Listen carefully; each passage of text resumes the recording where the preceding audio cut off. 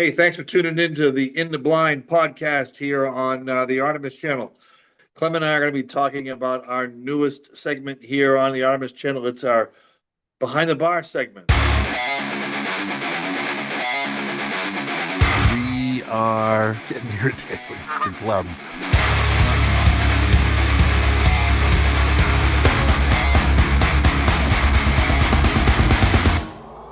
It's a fawn feather? Yeah.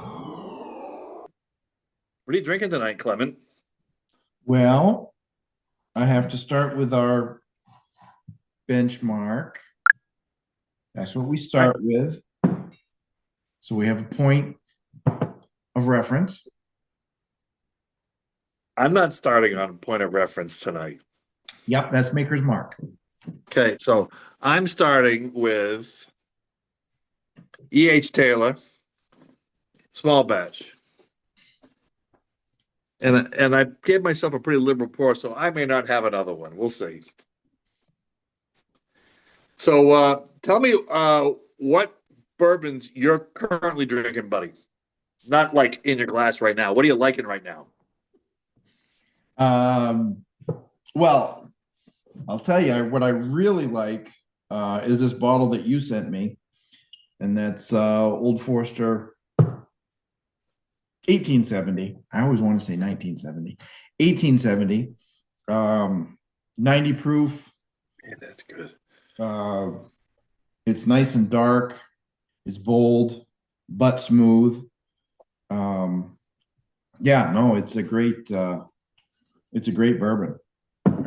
All around it's good. Nice. There's more complexity than the Maker's Mark. Oh, for sure. Yeah. Yeah, no doubt. I enjoyed my bottle that I got as a gift, and that's why I made sure that you got one, because I wanted you to have that appreciation for it as well. It's really good. It's nice. That's something I'll probably keep some of that around. Yeah. Okay, let's talk about that then. What currently on my shelf that I'm going to keep? Okay. This was sent up to us from Texas, and you can see that I'm kind of getting into that. That's Garrison Brothers Small Batch. I'm looking for that. What's that? Say again? I'm looking for that. I'm pretty sure I saw it at a place in town. The last two places I went have not had it. So that's a 94 proof, and that's the first one out of Texas that I've had that I really enjoy. I've got a couple on my shelf in the past that I wouldn't buy again, but I almost grabbed another bottle as backup on this one because that's how much I enjoy it. So, and I really want to try some of their other stuff too, but I haven't seen it on the shelf around here yet. Diametrically opposed to the Garrison Brothers, I've also just got this. That's the Penelope Weeded. And that can't be further away from the Garrison Brothers. The Garrison Brothers has that Texas funk. It's very oak forward. It's got a lot of complexity. It's really, really good. And the Penelope is lighter. It's about the same proof. I think it's 95 proof. More of a, with the weeded, it's much sweeter. And it's like no burn at all. It's really, really good. I'd like to do a review of that at some point. And I showed you the E.H. Taylor. And I got some other stuff that I'm enjoying as well. But the last place I went had, I think, 4 varieties of Penelope, and the weeded was the one that was sold out. That's the one I went looking for because you said that it was good. Yeah. Hopefully they'll have more next week, is what I was told. So that's an excellent, easy drinking. You could pour yourself more than one of those, and as opposed to something like the Stag, it's 126 proof. That's more of a sipper as opposed to the Penelope. I think you could just, put that on the rocks and enjoy it. Sit by the campfire or, watching a game tomorrow or however you want to handle it. What are you excited to try? The Garrison brothers. I've looked really hard at the Doc Holiday, which I do believe I saw the first store I went into here in Montana. I'm looking hard for that because I've also read good things about it online. So that's what I'm interested in. I had a bottle of that in my hand, and I almost bought it, but I kind of was like, yeah, I'm gonna wait until we are ready to go on to the next thing. The next thing that I am excited to try is going to be one that we're going to review here coming up for the month of March, and we'll get into what's coming up later. Clem's got it too. There you go. So yeah, the Irish whiskey, the Teeling. So we want to review that. What's your batch number? My batch number? You'd have to ask me, wouldn't you? SB 96, small batch 96. Same batch. Oh, nice. And we're going to be on the same program. That was the idea. Excellent. Good for you. What are you? This is a loaded question, but I'm going to set you up anyway. Favorite cocktails? My favorite cocktail, that would be Bailey's on the rocks. So I've busted Clem's balls over the years for the point of it's his favorite cocktail has two ingredients: the spirit and the ice. And the ice is optional. And when I made him old fashions when we were together, he bitched about making the old fashions. He didn't want me to put the bitters in, and he didn't want me to put a garnish in, and I was muddling the fruit, and he's like, that's too bougie. I can't be bothered with that. Just give me the bourbon. We spend all of that time fancying it up and covering it up, and I'm just not into that. I make a killer old fashioned. That's for sure. Tell me about what your you had one that you had gotten you'd gotten it in Alaska or New Mexico. Well, I actually have a couple of those. In the last time we went hunting in Texas, I spent a week and a half in New Mexico, and I walked by a shelf in one of the stores, grocery store, and they had a bottle that caught my eye. And I wish I had the bottle with me, but I don't. And it was Big Nose Kate. Is it gone? Oh yeah, I drank that in Alaska. Nice. All right, so let's back up a little bit for those who don't know. Big Nose Kate was Doc Holliday's significant other, correct? On and off, yes, for many, many years. Okay. And Clem and I have joked often that our relationship is he's Doc Holliday to my Wyatt Earp. And that's why it caught my mind. And it's got a picture of Kate on the front. And I don't know what to say about Kate. I don't think she holds up to modern standards as far as she was Big Nose Kate. I'm sure she was not an attractive There was woman. a reason they called her Big Nose Kate. Right? And the woman who played her in the movie. Joanna Pacula. She's beautiful. They said, we don't want to go authentic. Now, if you go back to Gunfight at the OK Corral with Kirk Douglas, the actress that played Big Nose Kate was somewhere between Joanna Pacula and the real Big Nose Kate. And really, I've never seen terrific that. Actress. Yeah. The relationship portrayed in Gunfight at the OK Corral was just tremendous and showed how tumultuous it was. It was more of a partnership, ships sailing in the same direction in Tombstone. And in Gunfight at the OK Corral, it was a little more authentic, where they were at loggerheads all the time. So Kate and Doc, yes, yeah. Right. There's one scene where they have a fight, and she's about to storm out of the room, and she goes to open the door, and his knife sticks into the door next to her head, and she just turns and gives him a look and kind of storms out. Yeah. So she's not sitting on his lap and he's going, Kate, you're not wearing a bustle. How lewd. No, there was none of that. Yeah, she why, was Kate? about as notorious as he was in most circles. So I saw that label and I thought, oh, this is too good to be true. And it was I want to say it was $30 for the bottle. And it's distilled and bottled in New Mexico. I believe Santa Fe area. And so I grabbed it and I tucked it in my stuff and brought it over to Texas and unveiled it one evening when we were unpacking.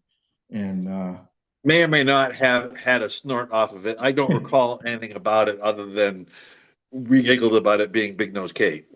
it's well, it's more like Buffalo Trace than Maker's Mark. Okay, so you think it was sweeter? It's bold, Okay, but it's not. It's not terrible. It's not something that you take a drink of and you make a horrible face and you look for something to chase it with. You know, you can actually drink it. And I drank it over last winter in the basement in Alaska, and I enjoyed it thoroughly. It was nice. brought back good memories of Texas. So, getting back to the Texas thing a little bit, some of the homework that I've done on this is that because of the Texas heat, when you get into these type of bourbons where they're a little bit more aged, they tend to be very oak forward because of the heat, and they get what they call that Texas funk. Did you experience any kind of funkiness with it, being that it was brewed, yeah, distilled and bottled in New Mexico? Um, I'd like to have another bottle to compare it now that I've heard the term Texas funk. Sure. I'll be always looking for that when I try a Texas bourbon. It was interesting. It was a $30 bottle of bourbon. Oh, all day long. Yeah. Nice. Okay. I'd Well, have a bottle on my shelf if I could find it here, and I'll be looking for it. You know, nice. not only does it look cool because it had a nice label, but you know, with our connection to Kate and Wyatt and Doc and all of that, Sure. it was really cool to have. Neat. One of the things that I'm trying here, I'm gonna set it aside here. I want to show you. If I can get it out without knocking it over. I didn't plan this. That is Junior Walton's Premium Select Moonshine. Ooh, okay. And that is aged, barreled finished in Jacksonville, North Carolina. It's distilled from cane and grain. I didn't do any of the homework to see what the mash was on it. Maybe if we're together sometime, we'll try to figure all that out.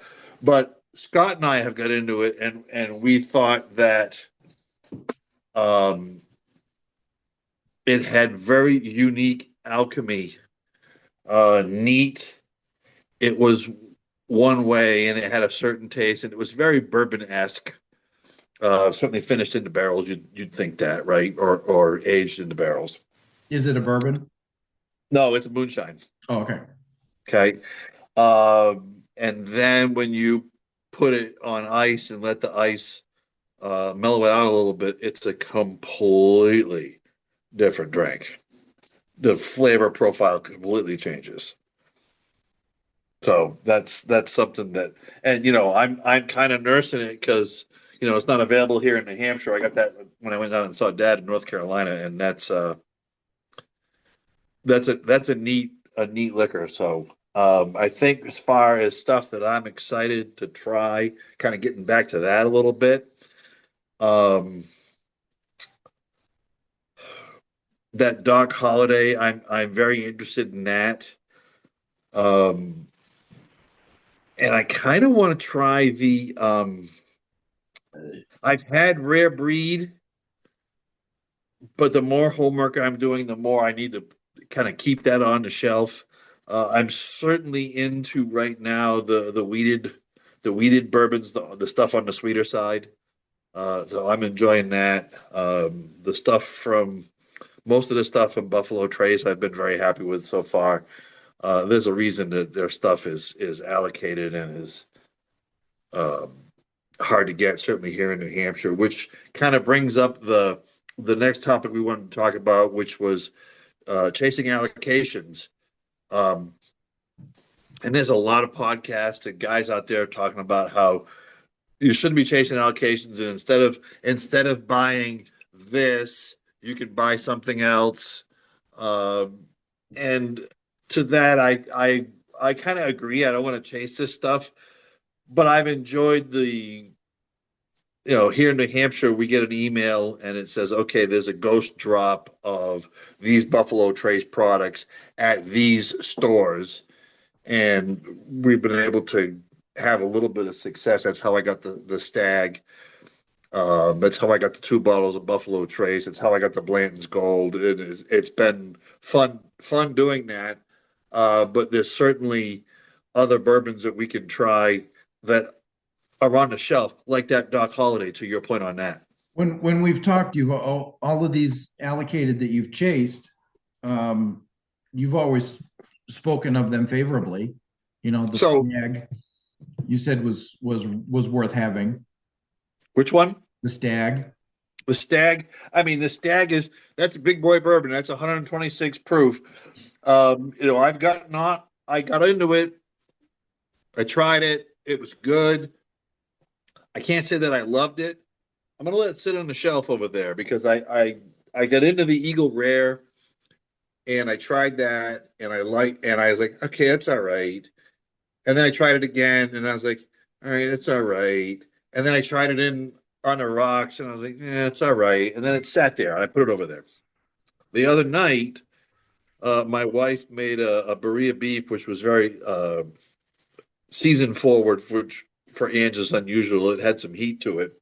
And about an hour later, I get into the Eagle Rare and I was shocked to get all of those nuanced flavors as your palate adjusted to all these things that these guys talk about. Oh, I'm getting grape taffy and Pop Tarts and all this horse shit. And I said to Ange, I'm like, okay, I got peanuts in that one. And then the next one I got the grape because I held it in a different place in my mouth. And like, it's a freaking peanut butter and jelly sandwich. It was an amazing experience. So I'm kind of back on that. And I'm wondering now that it's sat on the shelf for 3 or 4 months open, not open, but it's breathing. That has made a difference for it. So I'm kind of on that program with the Stag. I'm going to let it sit. We had talked about, for those folks who really don't know, who are new to this stuff, what allocations are. Let's say the state of New Hampshire, a particular liquor store orders 12 cases of E.H. Taylor. And Buffalo Trace says, yep, here's 3. That would be what they would consider to be allocated. Is it really allocated? No, it's not really allocated. It's just hard to get. And then it's become a hype thing and it's becoming a bigger and bigger thing. And there certainly are excellent bourbons on the shelf that you'll find that are just as good as the $27 Buffalo Trace. Well, I'm rebuilding my shelf now, starting with the Forester, the Maker's Mark, the Buffalo Trace, Feeling. Teeling, and I have. Did you get into that yet? The Teeling? Yeah. I'm waiting for you. Okay, nice. Okay, good. That's good. But there are so many that I want to have and want to try, and the more I look into different types, I watched a video where the guy said, you're buying Basil Hayden. Well, Basil Hayden is watered down Granddad 114, and Basil Hayden, I would put that as overpriced Maker's Mark. That's where I'd set that. So we'll kind of get back to that because that is certainly on the list of don't need to buy it again. Well, But Basil Hayden, go we ahead, continue your story. but it's not just bourbons I want to buy.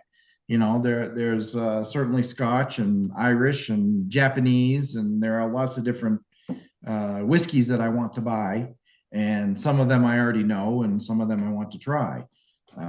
But my shelf has a half a dozen varieties on it right now, and that's it. Yeah. So I've got quite a ways to go. Okay, so let's talk about what you wouldn't buy again that you've had to pass. On my shelf currently, there's a bottle of what the hell is this? Sugarwood 1790. There's dust on the bottle. Says something. Yeah, I just don't love it. Maybe I'll go back to it and try it again, but it's just Okay, we talked about Basil Hayden's. You guys put it in the comments if you love Basil Hayden's. We'd love to hear from you. For me, it's just not what I'm looking for. Over on the shelf, I was gifted, speaking of Texas, Milliman Green or Milam and Green. I don't know how you say that. Probably, I'm butchering it one way or the other. And I've seen some reviews on it, and guys have liked it. Not for me. Here's another one that I was gifted. Whistle Pig. Yeah, Whistle Pig, Snout and Tail. It's just okay. And I drink it. I'll okay. Let's have that. And I'm interested in how much rye is in that one because Whistle Pig's heavy on the rye, and I'm not. Yeah, not a rye palate type of guy. So Snout and Tail's got two different barrel ends, and that's how why they call it Snout and Tail. I haven't looked on this to see what the bill is, and I don't really care. And I know Whistle Pig's got a lot of good press around here, but that's probably one that particular bottle I won't replace. It's quality. I just don't find that I care for it. The rye bites everything out. So I'm going to give you a hot take right now, and then I want to get to our preview because we're getting close to needing to wrap this up. Hot take: I'm not going to replace the Blanton's Gold. That doesn't mean that I don't like it and I'm not drinking it. There's a third of the bottle left. It's excellent, okay, but is it twice as good as regular Blanton's at the price? I don't know. It's just for $150. There's a lot of stuff that I was talking to you today about the Calumet 16 was on the shelf at $147, and I can buy that as opposed to going on the allocation chase to try to get myself a bottle of Blanton's Gold. I just don't see me needing to replace that bottle. Is there anything that you would not buy again, sir? Jesus. There's lots of stuff I wouldn't buy again that I've tried. And not all of it is bad either, but I agree with the Blanton Gold comments is this $150 bottle doing it any better than this $50 bottle or this? Yeah, that's the thing. It's $40 bottle. Really, it's excellent. I just don't find that it's twice as good as regular Blanton's for twice the money. Right. I remember one year that we went in together with Brian, and was anybody else in on that? We went in just the three of us. That Frank Sinatra Select, yes. And yeah, I might do that again. The packaging was outstanding, and the packaging was impressive, and it was a really expensive bottle of Jack Daniels. That's I think it was. But Jack is what Frank drank, so it shouldn't be representative of something that he doesn't drink or didn't drink or is different from what he had. Right. But we paid a lot of money for a bottle of Jack Daniels. So Yeah. I wouldn't do that. And that's the was kind of my concern about the Doc Holiday, because there's the Doc Holiday, but there's also a Wyatt Earp, and the Wyatt Earp has a couple different varieties. Mhm. And I worry about the packaging, because the Doc Holiday bottle looks really nice, and it's got a steer head on the metal on the attached to the front, and Oh, you haven't seen all the one with the gun decorated. and all that stuff. You get to open it up and it's got a gun in the That's box the and all whole that stuff. presentation thing. Yeah, yeah. That's total marketing there. But the Wyatt Earp too. The Wyatt Earp got a really cool label, and it's colorful and looks cool and everything. And I always wonder, $80-$90, is it $80-$90? $39. Good I'm stuff. gonna get some of No that. fancy bottle, I'm $39. gonna get some of that. Yeah. All right. So let's talk about what's coming up. We are gonna next month. We're gonna do a full length review on the Teeling. We've got one coming up here this week where we're gonna roll out. We're gonna do a Buffalo Trace review. We're hoping to get some newbies out here with us, and some guys who haven't experienced a lot of bourbon, and do a bourboning, which is like a christening but with bourbon. So look for us to be pushing the bourboning merch. And I think as we get into the spring and summer months, we're going to do some campfire stuff. Certainly watch for shorts as we get in. We're going to talk about a little bit more about the Garrison brothers. I may do a short and tell you why I don't like that. I may decide to get back into that. We'll see what's going on. Clem, what do you got? Anything else you want to add to future plans? Nope, I'm looking forward to all of it. I want to try all of it. I want to drink all of it. Clem's very Irish, so it's on brand. I'm game. All right. So listen, you made it to the end of the video. You made it this far. So give us a subscribe, hit the like button, send it to your friends. Clem's going to pour himself another drink, and we're going to talk off camera. Otherwise, thanks for tuning into the Artemis channel, and we'll see you next time. Say goodbye, Clem. Bye, Clem. That's on brand, buddy. I'm telling you.